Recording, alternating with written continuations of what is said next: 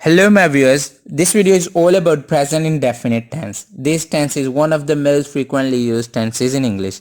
In this tense, we add s or es to the main verb depending on the subject.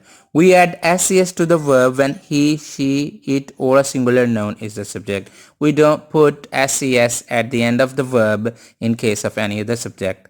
We use do or does as an auxiliary in this tense depending on the subject.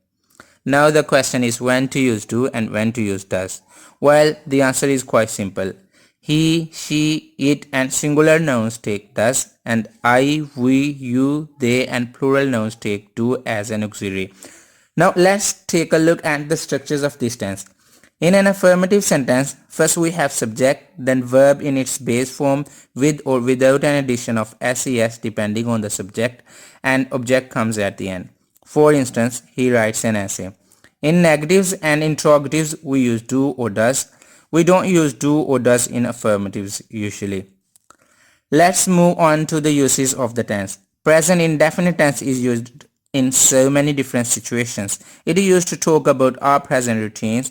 For example, she sweeps the floor every day. It is used to refer to our present behaviors. For instance, Ali respects his elders. Past stories can also be told in present indefinite tense sometimes to make them seem more dramatic. Here is an example. The murderer gets into the room, he takes out his knife and gets ready to slaughter the sleeping person, and so on. Also, this tense is used when we discuss facts or universal truths. For example, this city is populated by 10 million people, or the earth revolves around the sun. Moreover, dependent or subordinate clauses referring to the future take this tense.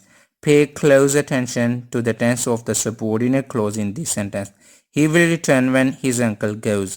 Fixed future events that are scheduled to happen at some particular time in future can be talked about using this tense. We can say the bus arrives at 8 o'clock tonight. Exclamatory sentences with here and there showing a surprise take this tense. A person who sees someone fall suddenly while climbing up a hill can say that he falls. Now let's talk about some advanced facts about this tense.